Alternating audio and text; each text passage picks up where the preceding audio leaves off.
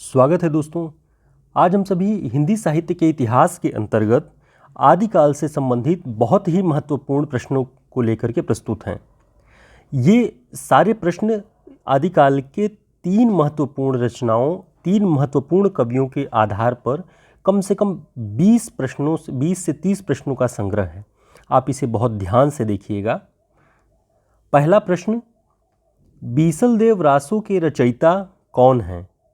जगनिक, नरपतिनाल, भट्ट केदार, चंद्रबरदाई।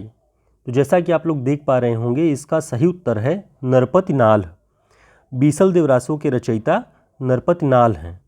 अब हम इसके बारे में और अन्य जो महत्वपूर्ण प्रश्न बनते हैं, जो परीक्षाओं में पूछे गए हैं, उनके बारे में देखेंगे कि बीसलदेव रासो के रचयिता कौन हैं? नरपतिनाल।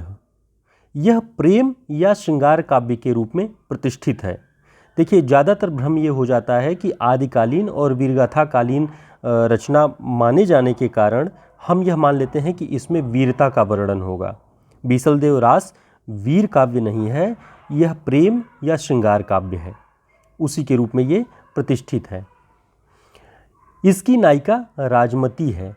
ध्यान से देखिए कि बीसलदेव रासो जो है, इसमें नायक बीसलदेव हैं और राजमती इसकी नायिका हैं।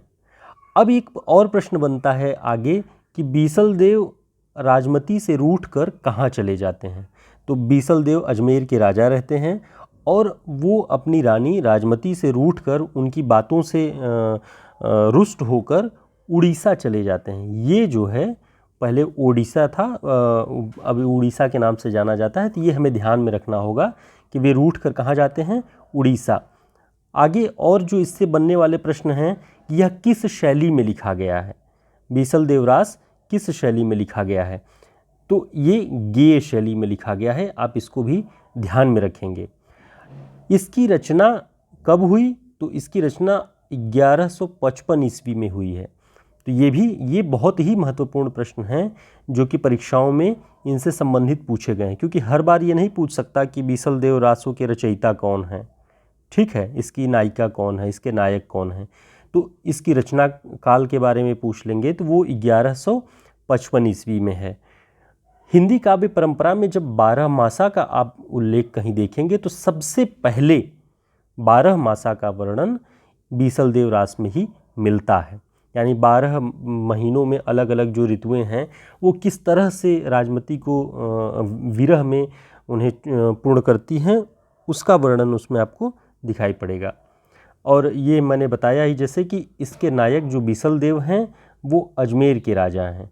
तो आप देखेंगे कि एक ही रचना के नाम से जो महत्वपूर्ण 10 प्रश्न बनने वाले होते हैं, उनका इसमें कलेक्शन है। अगली रचना है आल्हा खंड। ये भी आदिकाल में बहुत ही महत्वपूर्ण रचना है। तो किस ग्रंथ को आल्हा खंड के नाम से जाना जाता है? आल्हा खंड परमाल रासो के अंतर्गत आप लोग देख पा रहे होंगे कि परमाल रासो में एक खंड आल्हा का है। आल्हा और ऊदल महोबा के दो वीर थे जो परमाल राजा के सामंत थे। तो उन्हीं के आधार पर जगनिक ने, ठीक, तो ये इसके जो रचयिता हैं परमाल रासो के, वो जगनिक हैं और आल्हा खंड इसी परमाल रासो में संकलित है। अब इसके बहुत ही जो महत्वपूर्ण प्रश्न बनते हैं वो और क्या हैं? परमाल रासो से संबंधित महत्वपूर्ण प्रश्न कि इसमें महोबा जो उत्तर प्रदेश में है, उसके वीर आल्हा और ऊदल की वीरता का वर्णन है। यह आल्हा खंड अवध और बुंदेलखंड में सर्वाधिक लोकप्रिय वीर गाथा है। कहाँ कहाँ ये प्रचलित है और प्रसिद्ध है? अवध और बुंदेलखंड में, और वीर गाथा के रूप में प्रचलित है। ध्यान रखिएगा। सन 1865 ईस्वी में चार्ल्स इलियट ने इसका सबसे पहले प्रकाशन करवाया, और चार्ल्स इलियट के जो प्रकाशित ये खंड था, इसी के आधार पर श्याम सुंदर दास जी ने परमाल रासो का पाठ निर्धारित करके इसे नागरी प्रचारणी सभा से प्रकाशित कराया। तो आप देखिए कि ये एक प्रश्न की किस ग्रंथ को आल्हा खंड के नाम से जाना जाता है? परमाल रासो, इसके रचयिता जगनिक हैं और इससे बनने वाले इतने प्रश्न हैं। आल्हा और ऊदल परमाल राजा के सामंत थे। और इसी आल्हा खंड से एक बहुत ही प्रसिद्ध जो पंक्ति है वो बार बार हमारे सामने आती है कि 12 बरस ले कूकर जिए और 13 लो जिए सियार और बरिस 18 छत्री जीवे आगे जीवन को धिक्कार। यह आल्हा शैली में लिखा हुआ बहुत ही प्रसिद्ध और प्रचलित पंक्ति है। इसे भी आप ध्यान रखेंगे कि यह परमाल रासो के आल्हा खंड से है। तो ये बहुत ही महत्वपूर्ण जानकारियाँ आपने देखी। अगला जो महत्वपूर्ण रचना है, अगली महत्वपूर्ण रचना वो हम देखेंगे कि प्रश्न जो बन रहा है कि हिंदी का प्रथम महाकाव्य कौन सा है। पृथ्वीराज रासो, बीसल देव रासो, खुमार रासो, परमाल रासो। तो मित्रों जो इसका सही उत्तर है वह है पृथ्वीराज रासो। पृथ्वीराज रासो को हिंदी का प्रथम महाकाव्य माना जाता है। इसके बारे में हम और महत्वपूर्ण जो प्रश्न हैं वो देखते हैं। इसे आचार्य रामचंद्र शुक्ल ने हिंदी का प्रथम महाकाव्य कहा है। अब आप यहाँ बहुत ही ध्यान से देखेंगे, जो महत्वपूर्ण बात है कि आचार्य रामचंद्र शुक्ल ने इसे हिंदी का प्रथम महाकाव्य कहा है। और खड़ी बोली हिंदी का जो प्रथम महाकाव्य है वो कौन सा है? प्रियप्रवास, जिसके रचयिता हरिऔध हैं। तो हिंदी का प्रथम महाकाव्य जब भी प्रश्न आएगा तो पृथ्वीराज रासो, और खड़ी बोली हिंदी का प्रथम महाकाव्य जब भी आएगा तो आपको प्रियप्रवास पे टिक करना है। अब इसकी प्रवृत्ति के बारे में देखें तो यह प्रबंध काव्य है।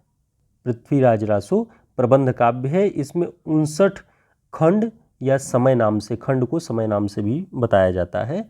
इसमें कुल 69 खंड हैं, ये आप ध्यान रखिएगा। हजारी प्रसाद द्विवेदी इसकी रचना शुक-शुकी संवाद के रूप में रचित मानते हैं। तो शुक-शुकी संवाद के रूप में पृथ्वीराज रासो की रचना कौन मानता है?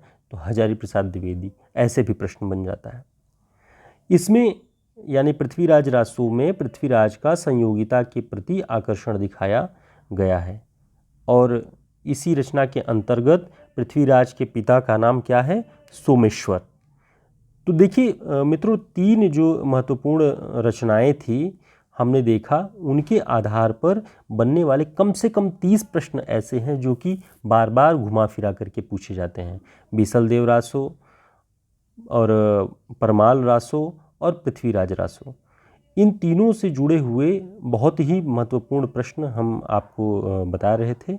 और आगे भी ऐसे ही कुछ रचनाओं के बारे में और अलग अलग कालों के बारे में हम आपके सामने अच्छे प्रश्न लेकर आएंगे। धन्यवाद।